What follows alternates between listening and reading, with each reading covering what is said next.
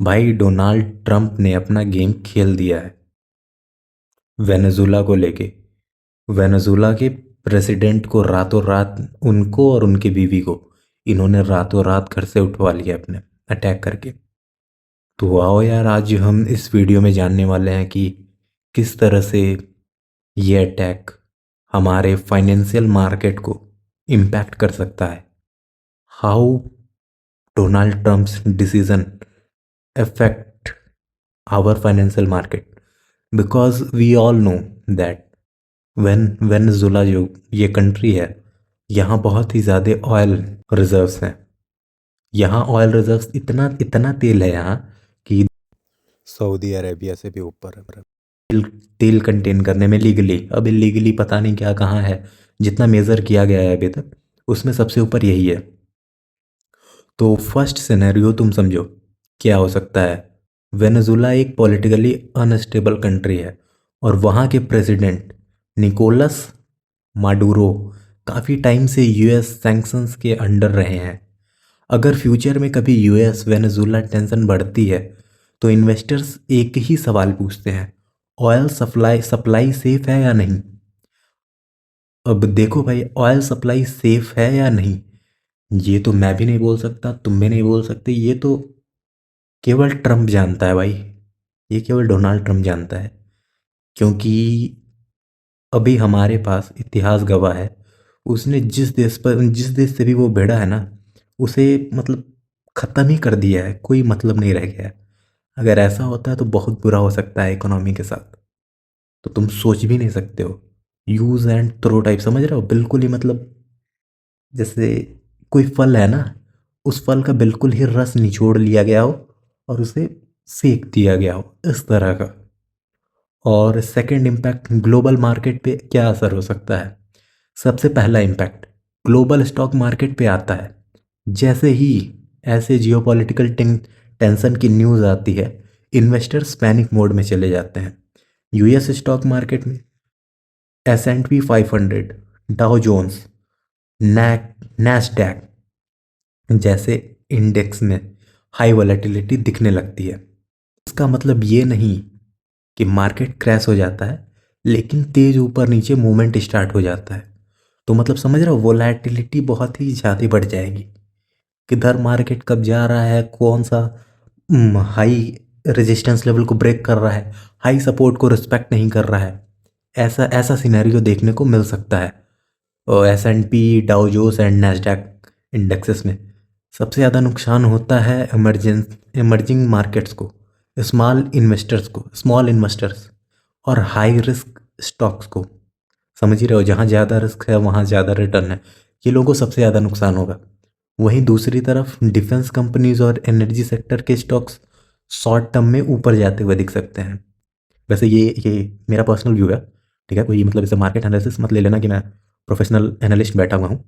कुछ data based मैं ये वीडियो बना रहा हूँ, ठीक है। और थर्ड, क्रूड ऑयल सबसे बड़ा गेम चेंजर। क्रूड ऑयल सबसे बड़ा गेम चेंजर हो सकता है ग्लोबल मार्केट को लेकर। अब आते हैं सबसे इंपॉर्टेंट पॉइंट पर, crude oil. Okay, right pronunciation, Venezuela के पास दुनिया के सबसे बड़े ऑयल रिजर्व्स हैं, ठीक है। इसलिए जैसे ही वहाँ पॉलिटिकल या मिलिट्री रिस्क बढ़ता है, ऑयल मार्केट सबसे पहले रिएक्ट करता है, चाहे ऑयल सप्लाई एक्चुअली बंद हो या नहीं। सिर्फ फेयर ही काफ़ी होता है प्राइस बढ़ाने के लिए। मतलब क्रूड ऑयल का प्राइस बढ़ जाएगा। इस सिचुएशन में ब्रेंट क्रूड, WTI क्रूड दोनों में शार्प स्पाइक देखने को मिल सकते हैं। कई बार सिर्फ र्यूमर की वजह से ऑयल प्राइस जो है वो $5 to $15 पर बैरल तक जंप कर जाता है। इसका डायरेक्ट इम्पैक्ट पड़ता है पेट्रोल, डीजल, इन्फ्लेशन और ट्रांसपोर्टेशन कॉस्ट पर। क्योंकि देखो, क्रूड ऑयल से ही सारे ऑयल्स बनते हैं, पेट्रोल, डीजल, और इसमें महंगाई आ गया और फिर ट्रांसपोर्ट कॉस्ट पे भी इफ़ेक्ट पड़ेगा। तो फिर उससे भी बहुत ज़्यादा हर चीज़ में कमोडिटी के भी मतलब जितने भी चीज़ें पेट्रोल से रिलेटेड है, ट्रांसपोर्ट से रिलेटेड हैं, सब पर इम्पैक्ट जाएगा, सबका प्राइस बढ़ जाएगा। कमोडिटी मार्केट, फोर्थ देखते हैं कमोडिटी मार्केट। गोल्ड। गोल्ड क्यों चमक रहा है। जब दुनिया में वॉर या पॉलिटिकल टेंशन होता है तो गोल्ड को हेजर माना गया है, एक एसेट्स जो हमेशा चमकता है। जब भी स्टॉक मार्केट गिरता है तो गोल्ड मार्केट ऊपर जाता है। इन्वेस्टर्स गोल्ड को सेफ हेवन मानते हैं, इसलिए जैसे ही रिस्क बढ़ता है लोग स्टॉक्स बेचकर गोल्ड खरीदने लगते हैं। ठीक है भाई, सोना तो मुझे भी खरीदना है। देखो बट मैं फिजिकल गोल्ड शायद खरीदूँ। गोल्ड के साथ साथ सिल्वर भी ऊपर जाता है। यार सिल्वर भी तो सही है, सिल्वर भी वही हेजर ही है, कमोडिटी है। लेकिन इंडस्ट्रियल मेटल्स जैसे कॉपर प्रेशर में आते हैं। ठीक है, रीज़न सिंपल है, वॉर का मतलब होता है इकोनॉमिक ग्रोथ स्लो हो जाएगा। इकोनॉमिक ग्रोथ तो स्लो होना ही है, और अनसर्टेनिटी ज़्यादा होगा। वॉर के टाइम क्या कब हो सकता है कुछ किसी को पता नहीं है, इसीलिए अनसर्टेनिटी बढ़ा बढ़ा हुआ रहेगा। और फिफ्थ पॉइंट, करेंसी मार्केट और डॉलर की चाल।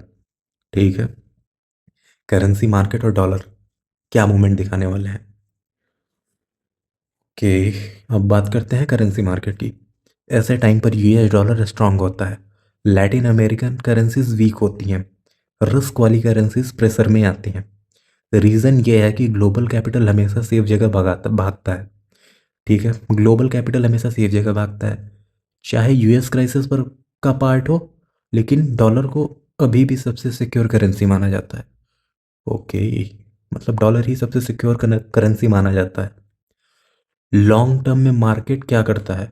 ठीक है, देखो ये जो इम्पैक्ट हुआ है, ये जो भी मतलब प्रेसिडेंट को उठा लिया गया है, वहाँ के वेनेजुला के हेड को उठा लिया गया है, और उनके वाइफ को भी, और वहाँ का जो जनता है, वहाँ के लोग जो हैं, ये तो पार्टी मना रहे हैं, खुश हो रहे हैं ये कि मतलब अच्छा हुआ, इनके लीडर को किडनैप कर लिया गया, मार दिया गया, या फिर क्या किया गया ये तो खुद वही जानता है जिसने ये करवाया है।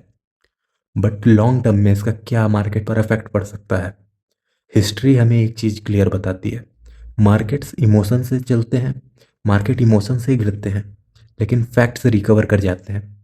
इमोशन चाहिए मार्केट को गिराने के लिए, लेकिन फैक्ट चाहिए मार्केट को उठाने के लिए।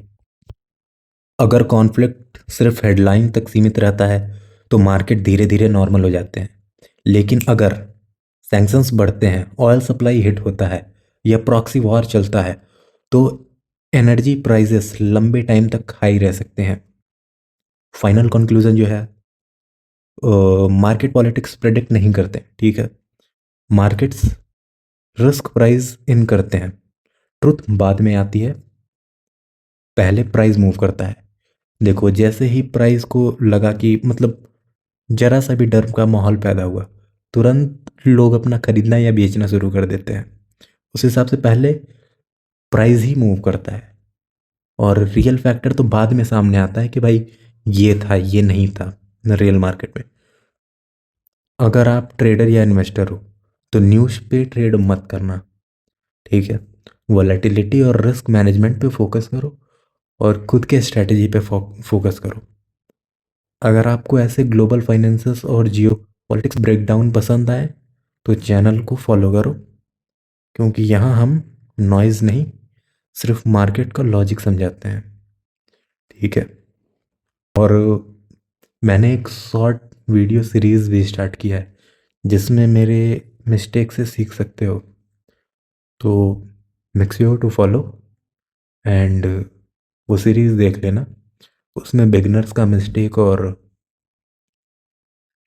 मेरे मिस्टेक्स, मेरे मेरे स्ट्रैटेजीज़ और मेरे डेली ट्रेड्स शेयर किए हुए हैं मैंने, और उसका रीज़न, ट्रेड लेने का रीज़न भी मैंने शेयर किया हुआ है।